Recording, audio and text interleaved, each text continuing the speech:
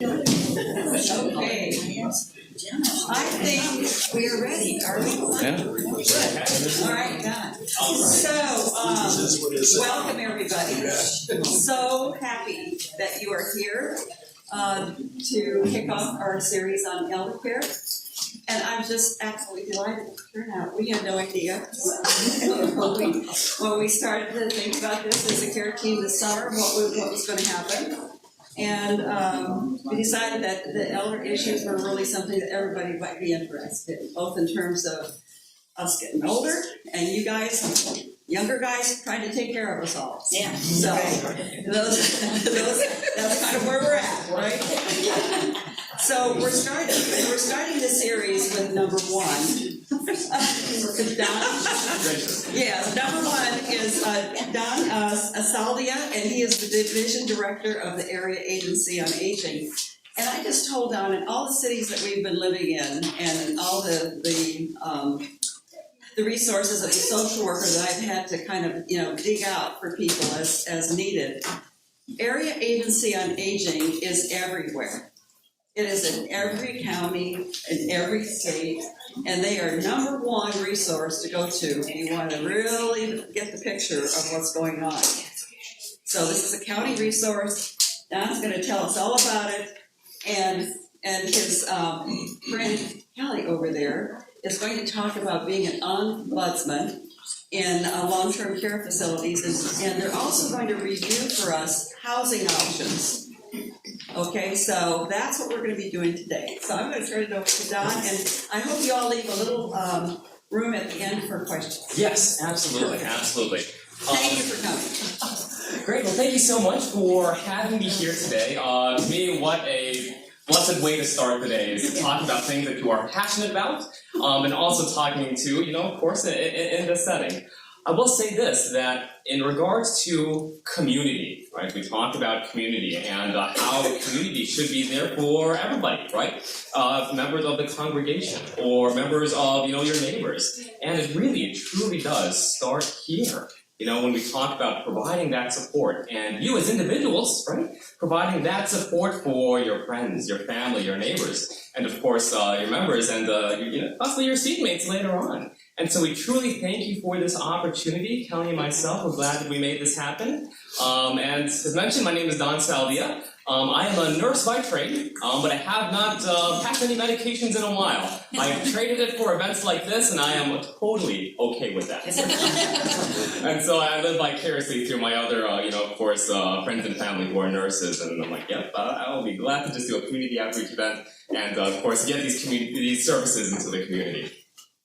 So I have some slides today. I am also very long-winded, so please, Pastor, just kind of do the thing and just like, hey, let's go. So I totally get it. There's a clock up there. That's actually the first thing that I look for when it comes to these events. I'm like, where's the clock, and who can I assign to tell me to get going? So really, it's assigned to all of you today. So we'll try to get through some of these slides. It has some information about aging information in general, and then of course information about the Area Agency on Aging, what we do in the community, and of course what services are available for the community that can be had through the AAA. So if there's any questions, please feel free to raise your hand, make a comment. I'll be glad to answer them. And then of course, Kelly will also have some time to kind of talk about, what happens for that next step if we do have to move more into a formal setting. So here we go. We know this, we've seen it, we are an aging nation and an aging community. So right now here in Kalamazoo, I apologize, it's pretty small, but 58,315 individuals are over the age of 60. So we're going to use that benchmark, age 60, because at the federal level, go into this, that's what these Older Americans Act grants consider an older adult, right? We know it's about 90 plus, right? But that's just what the federal standards we go by.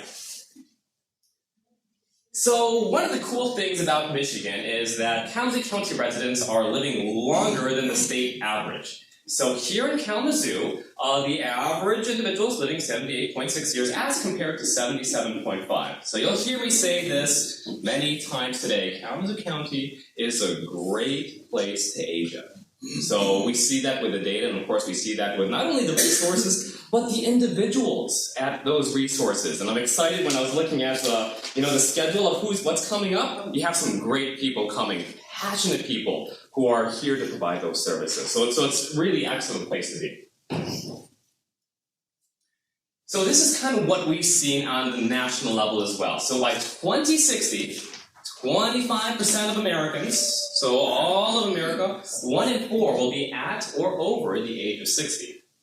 So in comparison, here in Kalamazoo, by 2029, that is just a stone's throw away, we will be at 23% of Kalamazoo County residents at or over that age. So we are seeing and kind of riding along those national trends, we know that.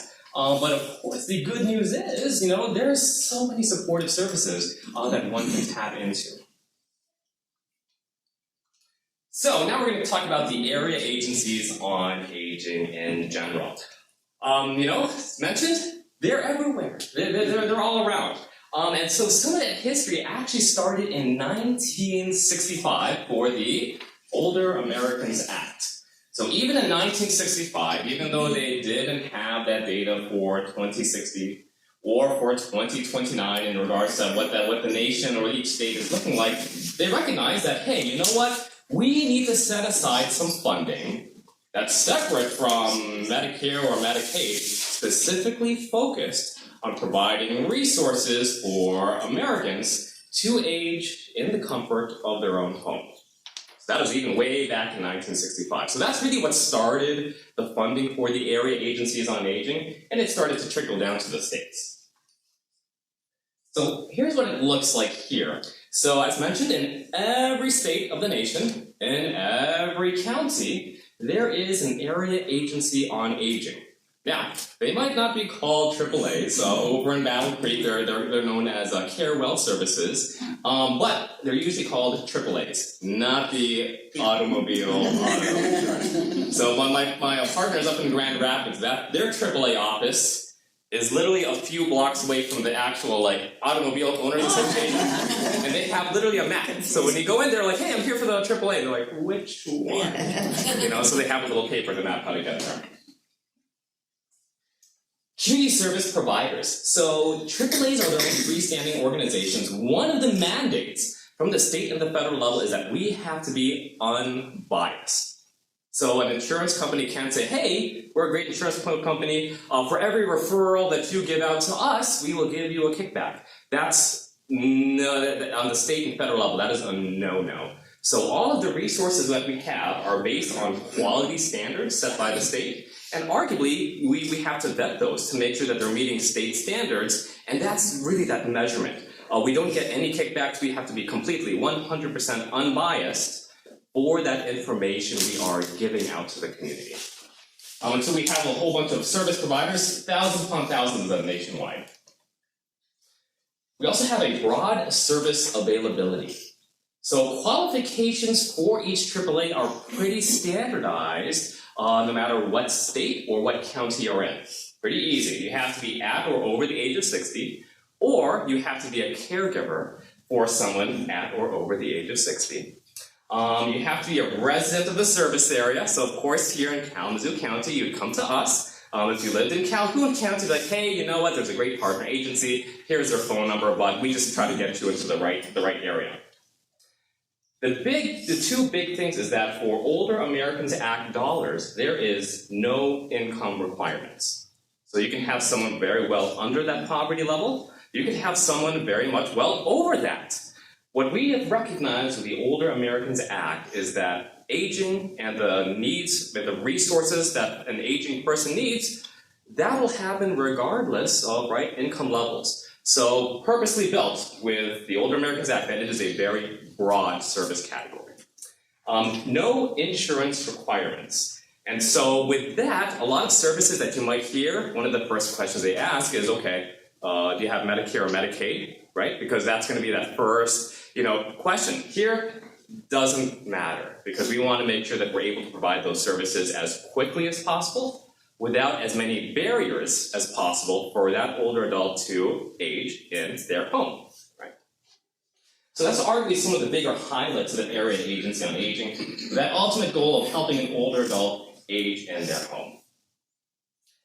So just a quick structure-wise here in Michigan and Kalamazoo County, at the federal level, we have the ACL. Then we kind of move down to Michigan Department of Health and Human Services, and then that starts trickling down into Kalamazoo County. This is where we are, our governing body is here, is Kalamazoo County government. That's pretty unique. Only 2 agencies here in Kalamazoo County, area agencies on aging, are actually attached to county government. So when you hear AAA, don't automatically think, oh, that's part of county government. It's not. It's just one of the unique things about us specifically at AAA. You'll notice we have 16 other area agencies on aging with this map over here on the far right. So there we go. And so again, it's just kind of making sure that we're matching up that individual to that service area. So why is it structured like this? Why do you have an area agency on aging within each county? Well, we found that this is actually much better than just a broad Google search, right? Aging resources. One of the other mandates that an area agency has, other than being unbiased, is that they have to be professionals, knowledgeable. They have to have a full understanding of what those specific aging-related needs are within that county. Right? So the needs for like a bigger city, like over up in North in Grand Rapids or Detroit, could be very different than the needs here in Kalamazoo. So that's why we don't have one big area agency on aging for the state. That's why you see those really drilling down to that local community level. And so what that looks like is this. So one of the things we do is going out into the community and having conversations, having information sessions, sending out surveys to find out what those specific needs are within Kalamazoo County. Once we've identified those needs, that's when we can start allocating our funding to support local organizations to fill those needs. And arguably, these are the top 10, dental care, access to nutritional foods, homemaking and chore services, corrective lenses and frames, hearing aids, socialization, decluttering of home repairs, safety modifications, medical equipment, and legal services. So, arguably, is there a service for each of those, funded by or associated with the Area Agency on Aging? Yes. Yes, there is. Now, some of them are new, so we're building that up. This is from our needs assessment that we just completed this year. So with that, we've identified, hey, you know what? This is new. And especially, following the pandemic, following a lot of the changes for the last couple of years, this is what AAA's had to do. Hey, what are the needs? And where can we allocate some funds to make sure that's available to the community? And thankfully here at Kalamazoo, we can meet all of those. Number 7, that's me. And so kind of moving in, I know this is really small, but this is where, right, I know, right? When I simply have this up there, so I'll point you over to those tri-fold pamphlets that we have. There we go, and I did have more at that back table, just in case you need some. That's these. Yep, there we go. Who needs one? Anyone need an extra? Okay. I got one. There we go, I got the next one over here. All right, perfect. And so right now, these are all of the available services that is associated with the Area Agency on Aging.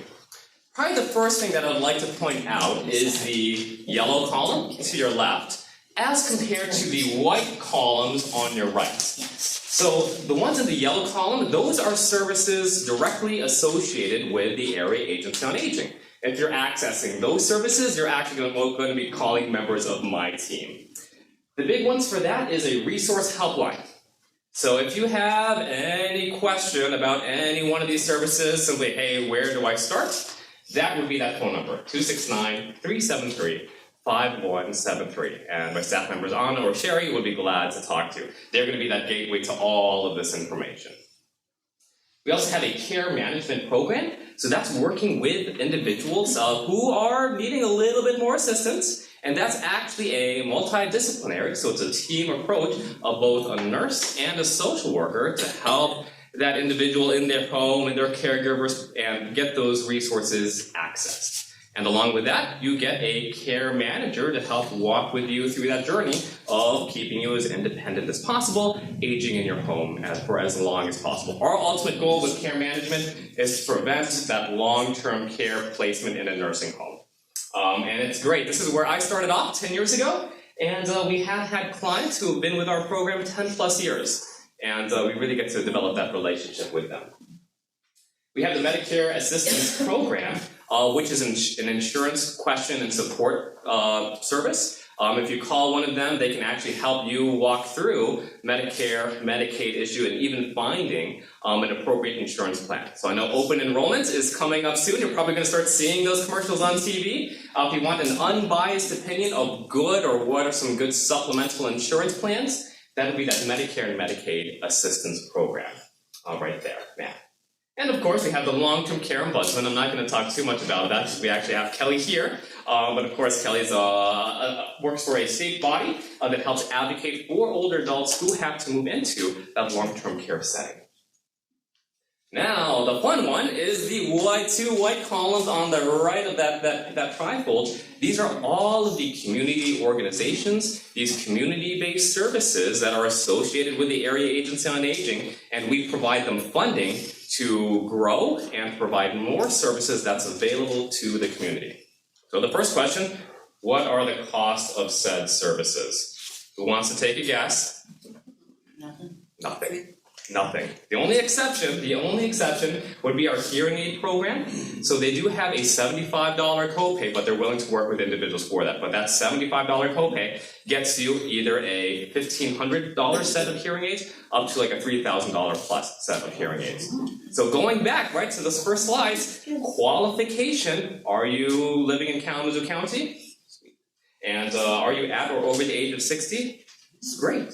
Sweet. Give a ring to any of these organizations. Now, keep in mind, it's all grant funded, so it is limited, in regards to how much individuals they can work with, but they are all excellent organizations. They can help and, of course, walk through that scenario with any of their callers.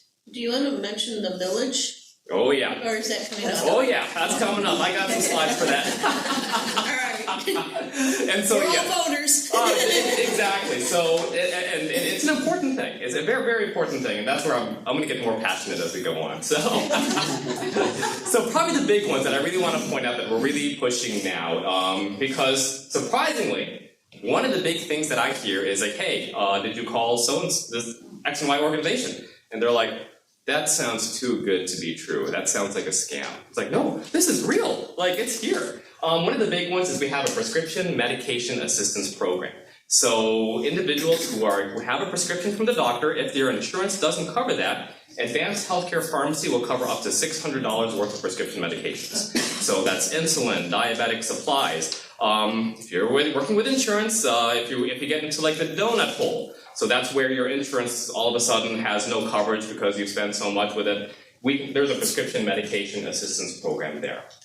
We have a whole bunch of home safety and repair services. So, yes, question. Real quick, yes. $600, is that per event, per month, per year? Sure, so it is a one-time. Great question. It is a one-time for the calendar year. However, Advanced Healthcare Pharmacy, they are a really great organization. They will work with some individuals about what some of those other options are. With them too, they also provide free medication dispenser machines. So, they look like a saucer and you can kind of fill it and it kind of opens. With that funding, that is included as well. So again, amazing services that are out there. Home repair is a big one. Another big one we have that kind of supplements is our Senior Veteran Support Program. So if you are a member of or a veteran, you don't have to have served in like active war time frame. But that, if you reach out, you get up to $6,000 worth of dental work. Because dental work is actually one of the big things that's not covered by the VA. And so if an older adult who's a veteran needs dental work, they can actually go to their own provider and work with our Veteran Service Office to get some more services that's not covered. And so there's a lot. I can talk really for an hour for each and every one of these services. but there's so many things out there. The one that I'm kind of excited, I hate that I'm so excited about this one, but even bed bug remediation. You know, it's a huge issue. We're seeing it all over, and so now that we have some funding that an older adult can, get a treatment for bed bugs, it's expensive, right? And it's amazing how much the cost of said service is basically that limitation for an older adult getting what they need to age at home, right? That's why we have our grants, that's why we have our senior millage, is to start breaking down those barriers. And so, again, there's a lot. Just want to take a minute. We'll do some questions at the end, but is there any one of these that anyone has any specific questions on right now? Great, excellent. So come find us. I have some more cards at the back for information and assistance line if you want some more information about these. But yes, there is a lot out there. There's a lot out there. So please feel free to access and get your questions answered. And so we kind of talked about these. So 24 unique programs to help older adults age at home. That white column on the right there. And of course, we are funded by state, federal grants and the Kalamazoo County Senior Millage.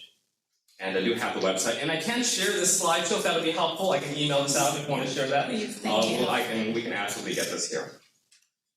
So when you do call any area agency on aging, I actually want to have this up here. So raise your hand, right? Our social workers and medical team, social determinants of healthcare. We know that there is so much more than just healthcare that affects an individual's, access to those supportive services. So every area agency on aging that you work with can help an older adult or their caregiver kind of walk through and examine all of these elements that could be a factor for them either accessing services or having this as good knowledge moving forward to say, hey, here's my need, here's what could be a limitation, let me kind of focus on this area. So we look at that, and see all of these elements, education and access to quality care, healthcare, neighborhood and built environment. What does their neighborhood and their community look like? What is their social and community support, right? Hey, this is why this is important. And then even their economic stability as well. So we examine all of these things, as a AAA, as an organization, and we also examine these things and have these conversations with each and every one of our individual callers. Yes? Is there someone that would go into your house and talk to someone, sit there and help? We have some people that can't drive, and have problems figuring out a lot of kind of appointments and all that. Is there somebody that would go in and kind of be the advocate? So sure. I mean, for everything? Ooh, good question. Just to help them decide who to call and what. Yeah, absolutely, good question. So we are building that specific program up right now. Just because of the needs and staffing, a lot of what we do is phone-based, telephonic, we could do Zoom. We do have limited capacity to go in home. That's kind of the availability of our information and assistance team. If not one of them, it would literally be possibly me or one of my other care managers. So we do have the ability. It may be a little limited, but we find that there's absolute value in that. And right now we are actually building up some programs to provide more of that on a quicker, much more available basis. So don't feel free that you can't ask, please do. There we go. All right. Gonna sweep back over here. So now the big thing, and I always kind of want to talk about this, taking a look at the annual cost of care. And I always bring this up just so individuals can kind of have an idea of, hey, if I had to start paying, right, for that in-home supportive services or planning long-term care, what does that look like financially? So there's actually every year a big state study called the Genworth Cost of Care Survey.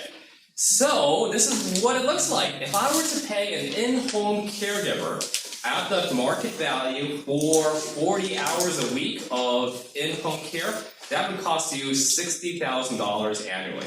That is all out of pocket. That is not covered by insurance. Not covered. And so that's at the average rate of 40 hours a week at $29 an hour. That next step, and Kelly will kind of go into this a little bit more, if you were to move into either an assisted living facility or adult foster care, something where there is that home health aid available to you to help with that assistance. that cost is at least $51,000 annually. Keep in mind that that is usually just that base rent. For some of those additional services like bathing, making food, laundry, that's all kind of added in to that base cost. So that is on the low side. that is on the low side. That's on the low side. Right, and you've probably seen or worked with individuals with that. That's low. So now we're going to move into nursing home, right? If you're actually going to like a formal nursing home setting, what does that cost look like? Semi-private room, $109,135. Kelly probably has some more up-to-date figures. It's only going up. If you're having a private room, $118,260 for 1 full year of care. Now granted, this is usually covered by Medicare, Medicaid, or insurance, but that is expensive. And to finally get to a place where insurance is finally covering it out of pocket is way down the road. You're no longer in a home environment, right?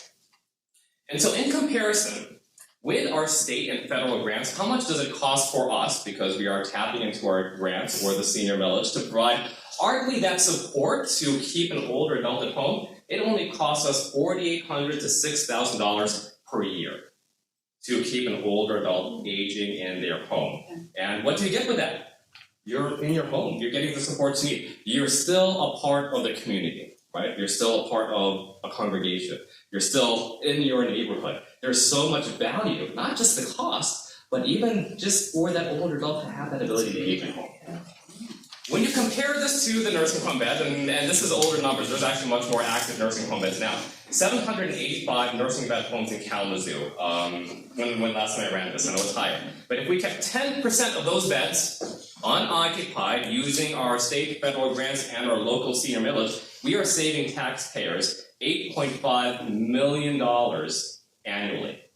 It's absolutely amazing how much that cost of their care costs to have an older adult in a formal nursing home institution. So there's value, so much value, to have them aging at home. Yes? And that bed number, or the updated one that you don't have, is that sufficient to meet the needs in Kalamazoo, or are there waiting lists? So for nursing homes, Kelly?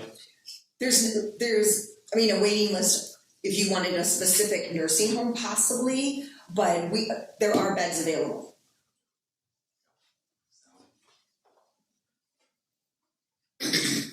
So I'm going to talk right now, I'm going to give it over to Kelly. So this is why it's important, right? So I love this quote. All of us, at some time or another, need help. Whether we're giving or receiving help, each one of us has something valuable to bring to this world. That's one of the things that connects us as neighbors, connects us as a community. In our own way, each of us is a giver and a receiver. So, who do you think said this? My favorite person, Mr. Fred Rogers. I missed that. I should have wore a cardigan this morning, right?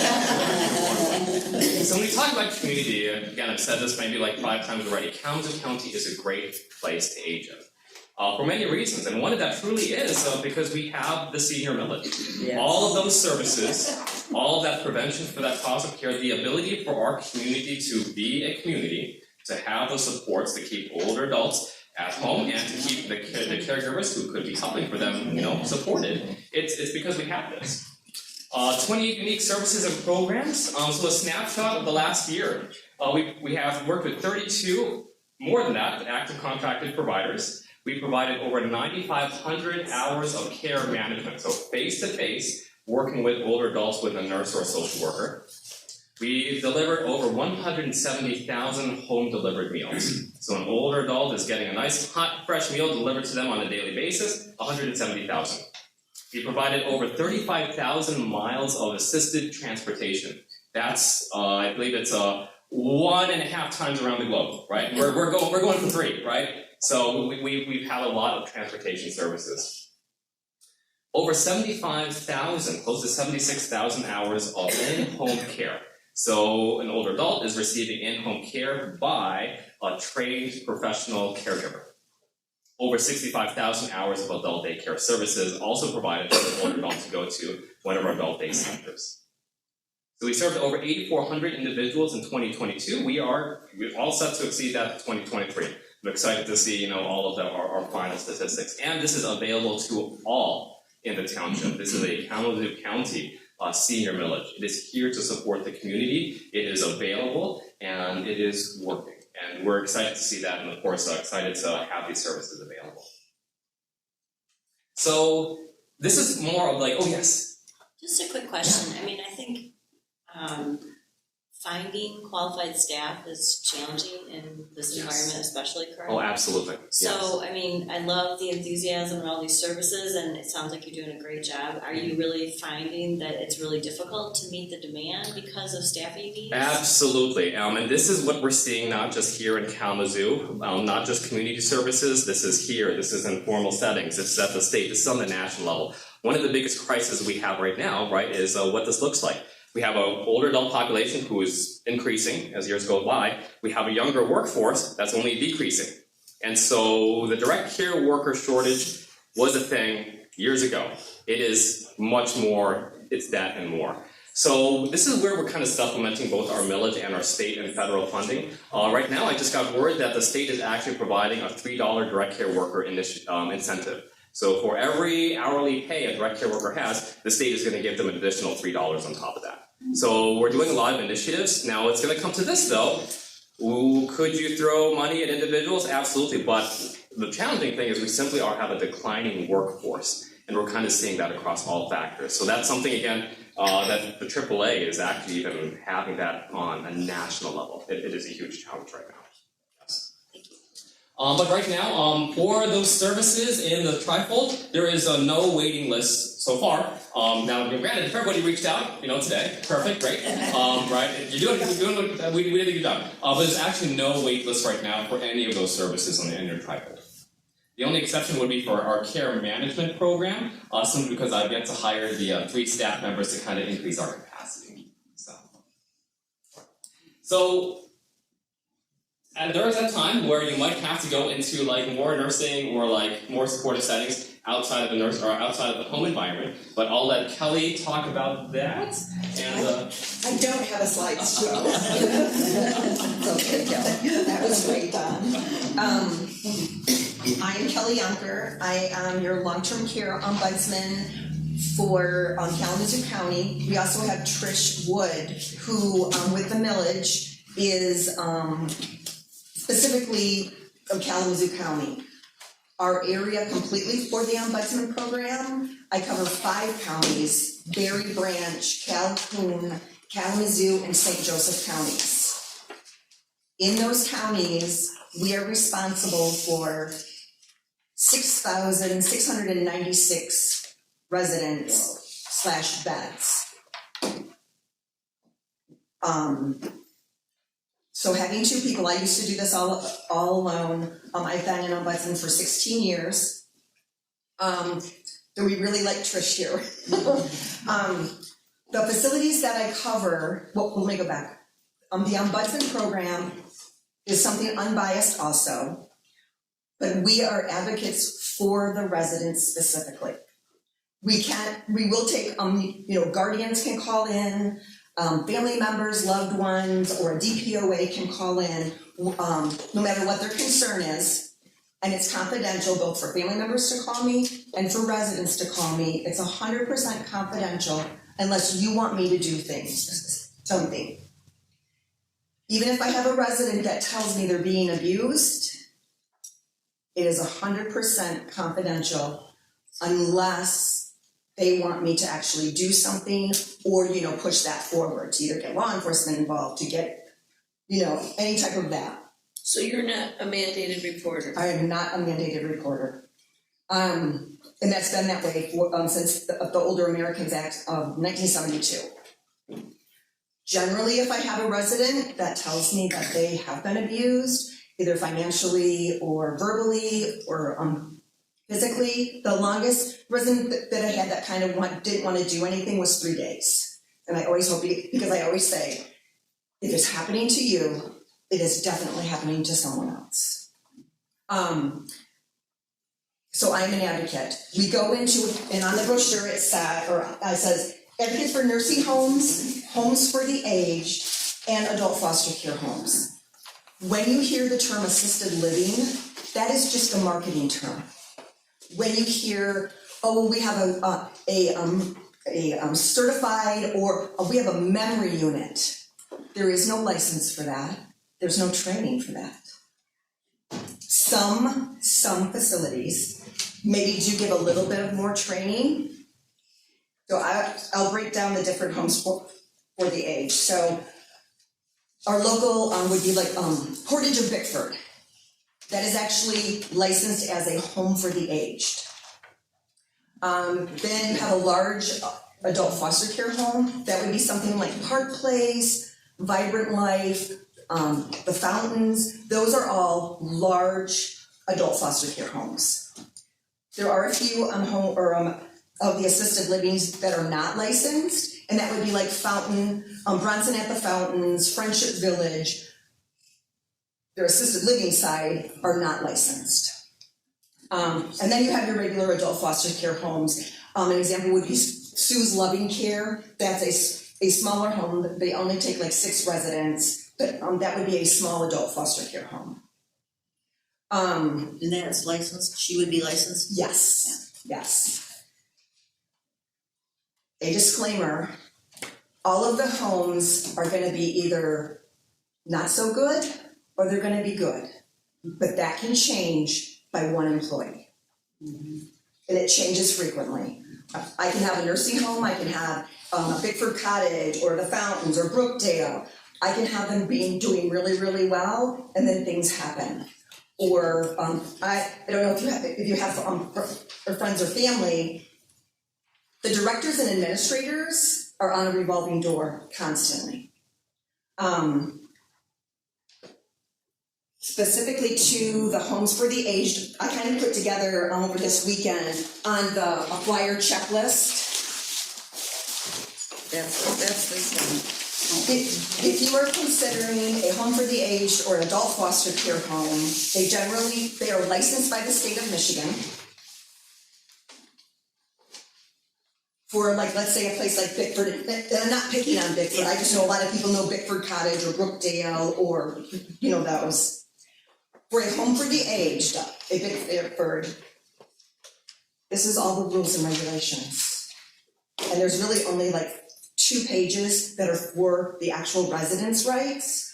All of the remainder of the rules and regs are for the licensee, which would be the owners of any adult foster care home. Compared to a nursing home, which is hundreds of thousands of pages. It doesn't make one better or not better.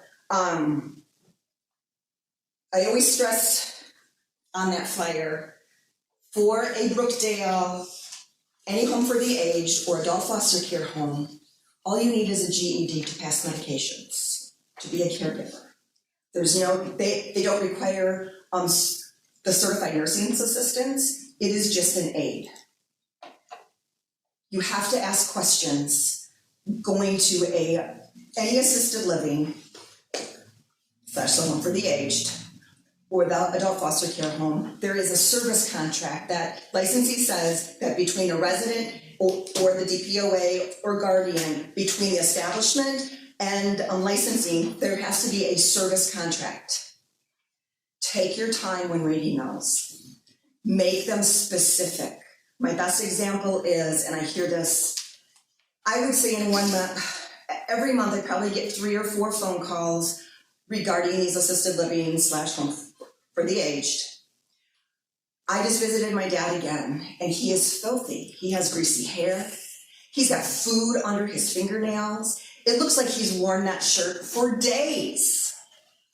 And the assisted living or home for the aged will say, well, the family member will go, you said you were going to bathe my loved one. You said you were going to, make sure that they get new clothes every day. They were going, do these things. And the assisted livings will come back and say, we told you we would shower your dad. We didn't tell you how often. So now that you want us to shower your dad, do you want it every day or do you want it a couple times a week? Oh, a couple times a week. Well, that's fine. Now we can do that, but it's gonna cost you. You were at level 1, now you're gonna have to go to level 2 because you want your dad bathed 2 times a week.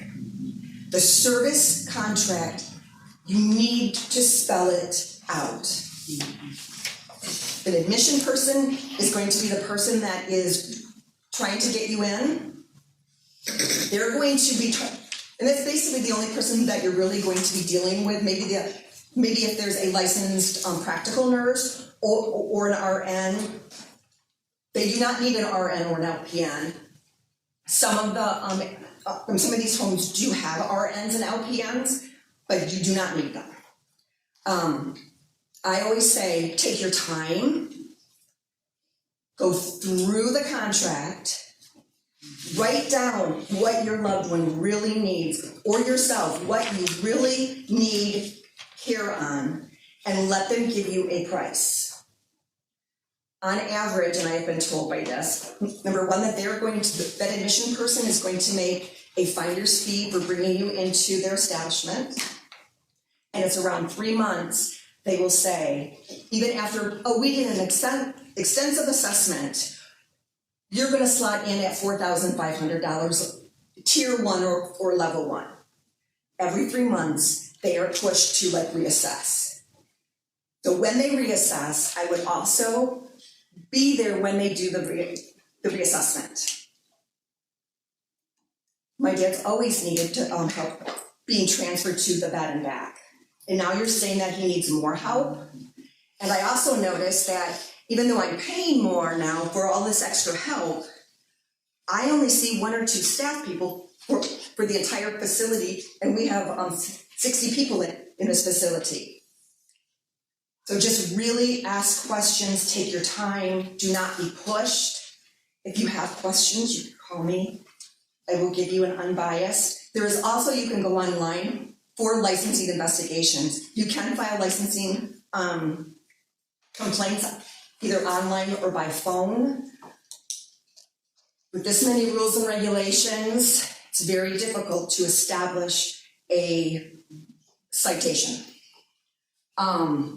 But they need to know. The main person that can really help you, I can definitely help to either relocate someone if you want to move, or just bring in licensing, and that's Adult Protective Services. Adult Protective Services covers adult foster care homes and these homes for the aged. Or the police. I can't comment on any facility in Kalamazoo County because I don't know, but I have experience in the state of New York in long-term care. One of the things that was apparent in New York was to know whether a facility was a for-profit or a not-for-profit. And it was very clear, at least in our environment there, that many of the for-profit places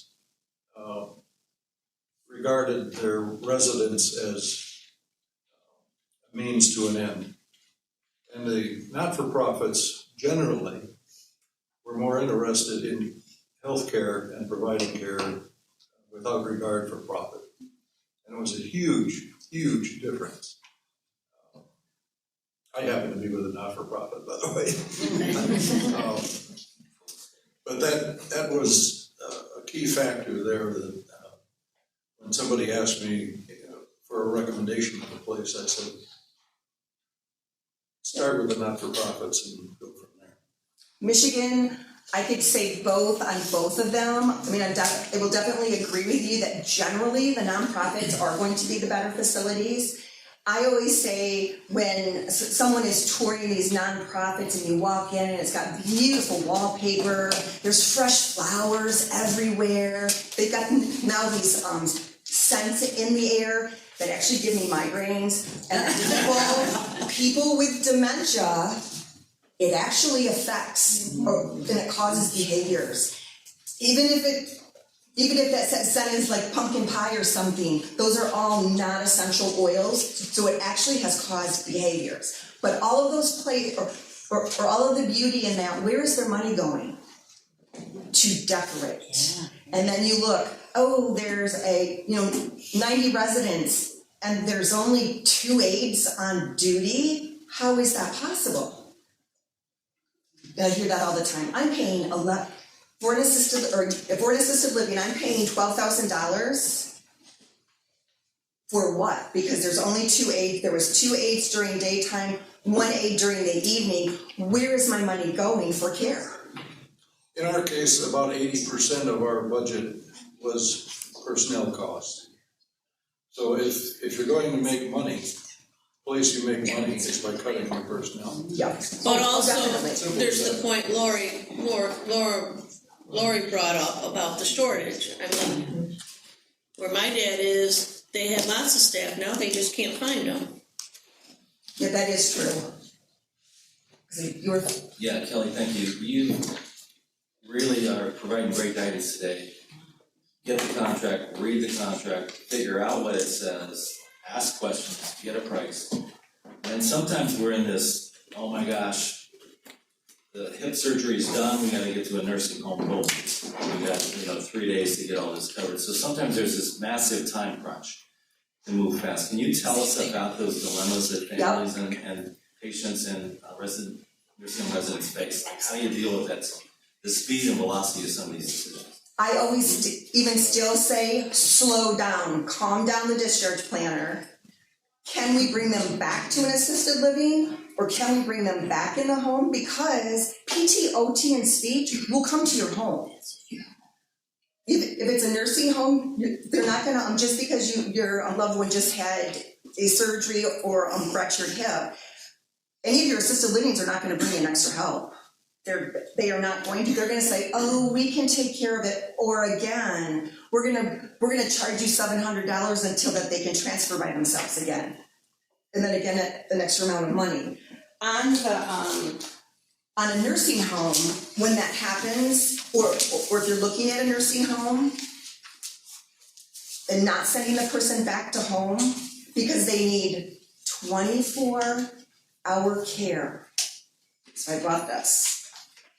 They have done studies and all the time studies. So the staffing, needing 24-hour care, the staffing ratios that an actual staff either puts hands on you to help you change or whatever you're going to do, or to bring you to meals, or just talk to you, is 2.25 hours in a nursing home. That's it. That anyone's gonna have eyesight on you, unless you're a person that is zipping down the halls, then by all means, they're going to, but only 2.25, which they are trying to increase right now, CMS, but that hasn't, or it's not all the way through yet. In a nursing home, day shift, 1 nursing care employee, which would be an LPN, per 8 residents. Afternoon shift, 1 nurse care employee for every 12 residents, and night shift, 1 nursing care employee for every 15 residents. And these are people that need Hoyer lifts, these are people that need 2-person assists. I always really try to go back and forth to say going home, is that really maybe even a safer option? But it is a dilemma.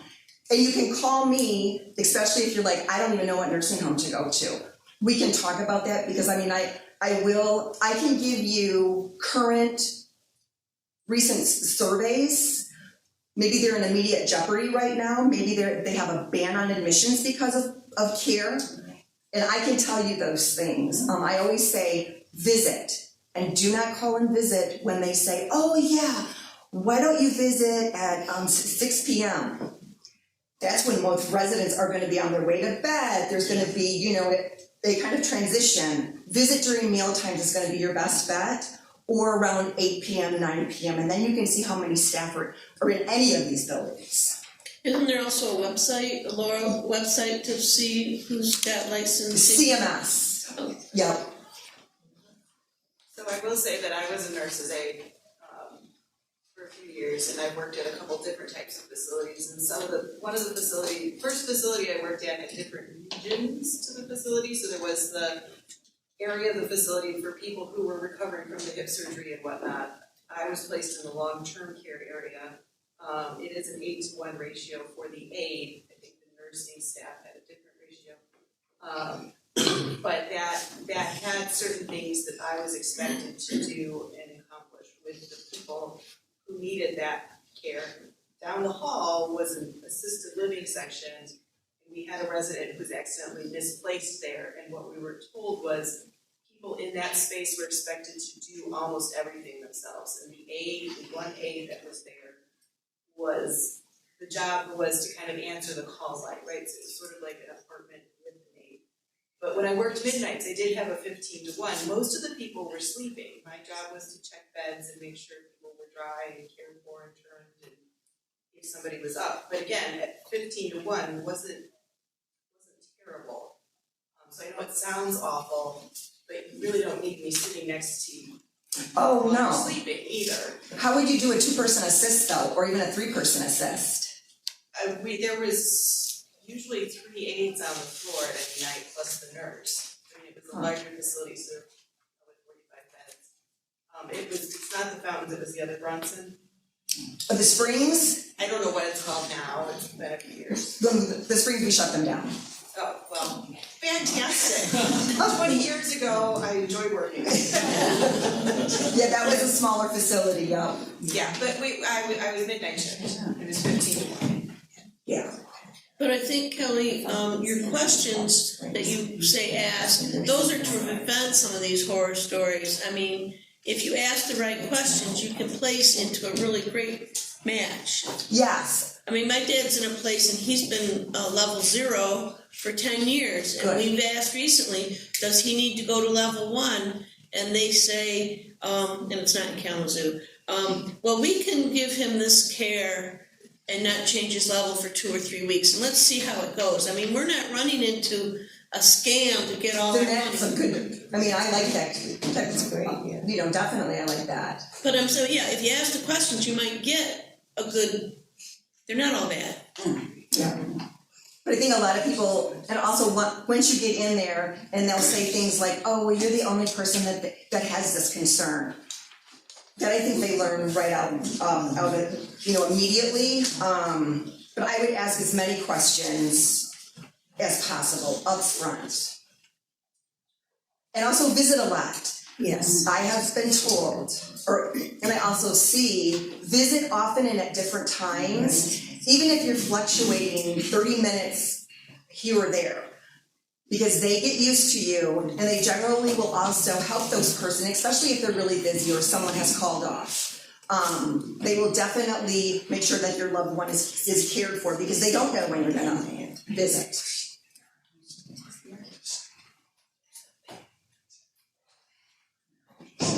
So, I don't know if we're wrapping up, but I mean, I guess what I'm kind of hearing is, I mean, obviously people need care. The goal Yes. all would be, if you can age in your home, that's like your best case scenario for sure.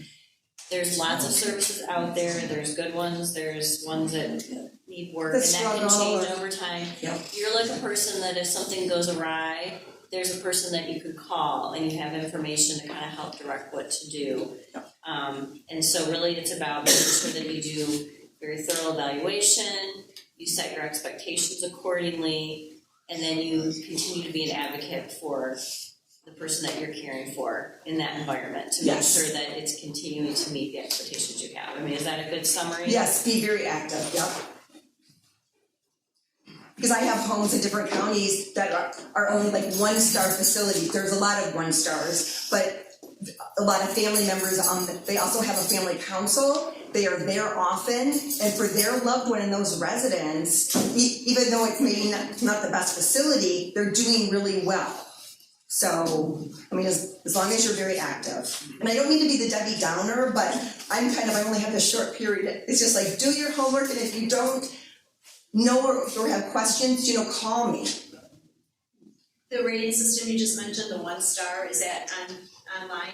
That's on the CMS? Nursing Home Compares to CMS, yes. It's called Nursing Home Comparison. Yeah, what is Yeah. CMS? Centers for Medicare, Medicaid. And you think those star ratings, are you saying they are accurate or not always so accurate? You can look out at the last 2567, which is going to be their survey, their care survey, and read. A lot of times, people will call and go, well, yeah, I know they had a really bad survey, and then I can go into the survey and kind of break it down, but maybe it's not bad, or it's not care cited. Maybe it's just financial, or maybe the kitchen, had a bunch of citations because of whatever reason. And I can break those down. Okay, you usually don't have the inside scoop, is what you're Yes. saying. Okay. If surveyors call us before they enter, and then I go in during when they're in a facility, and then afterwards. I have a question, it's not really related to a license situation, it may be more appropriate for Don, but I read in the Kalamazoo Gazette, I think about a month ago, there's a front page article about cohabitation. And so there were communities intentionally set up where there would be intergenerational groups of people who choose to cohabitate. It's not really a facility, but a home setting, but they would share certain aspects of that community, like the yard or community area. So I just wondered, in the article it said there was that option in Ann Arbor, Lansing, and they were looking in the Muskegon, Grand Haven area. But is there any such cohabitation community in Kalamazoo? They're probably talking about the greenhouse or the Eden. It's probably more greenhouse, it sounds like to me. Those are kind of movements that in other states have worked really well. And I know there is one over, I'm trying to think of which facility that is. It just depends on where the push is. I mean, in different states, I know it works really well. So what's the greenhouse? Kind of more home-like, where there's like in the center, I mean, each one is kind of designed differently, but in the center is going to be like your great room, and then a dining room, and then off of all of that is going to be like your apartment where you can like live and have the door shut, or you can eat in your room, but it might be one of those types of facilities, which are really nice. Are there other questions? I have a question, I'm not sure if it pertains to this or not. We get 100 calls a week from a Medicare outfit. Somebody wants to sell us a different Medicare program, I think. And I have no idea where to even start on deciding. I always tell them, well, we're all set. They just keep calling me. All right, sweet. So to this one, around this time of year, you're gonna get a lot of commercials, a lot of calls, a lot of cold calls from insurance companies. The MAP program, the Michigan Medicare Assistance Program, I would say if you have any questions about your current coverage, Medicare, Medicaid, what your current plan is, give them a ring. They are unbiased, they're state trained, they have a whole bunch of standards. Again, they'll take in all your information and literally give you all of your insurance options, completely unbiased, completely free. So I would say start there. I would be very wary of any insurance company calling you and saying, hey, Start 6 months. Fill in the blank, let's have this conversation. Usually a for-profit, and especially right around this time for open enrollment for all of these Advantage plans, they're gonna tell you that this is, come to me. So We're the best. yeah, we're the best. The best So, thing is don't answer the phone. Or just block them. Yeah. right, and we appreciate time just in closing. So one of the big things that's always been asked is like, okay, if we're walking away with one thing, what would that be? And of course, this is why I like my New Testament, right? It's like, ask a question, you tell a story, right? It's great. And so the big one, that I always think of that was told to me was, the story of a kid getting ready, waking up, and going to school. He woke up and he realized, oh my goodness, I'm late, right? So he ran downstairs, he changed, he grabbed his breakfast, and he booked it to the bus stop. And he ran, sweating, the heart is pumping. And he got to the bus stop, right? Right when he sees that bus just kind of going away, It's like, oh, I missed it. His neighbor, of course, saw him and said, hey, kid, see, you didn't run fast enough. And the kid just looked at him. He's like, sir, I ran fast enough. I just didn't start soon enough. And so if you're having any walk away from this today, is know this, that the resources are there. You may not need it, but start thinking about it. Ask those questions now. It's about timing, right? Whether that's in a nursing home or a community setting, it's about just getting those questions, exploring that sooner. So really, take a look. We're available. I have business cards back there for information and assistance phone line. Again, if you have to call one number, I would say give that a ring. But really, reach out to any one of those organizations there in that trifold. We are here to support you, and I truly mean that as a community. So, thank you.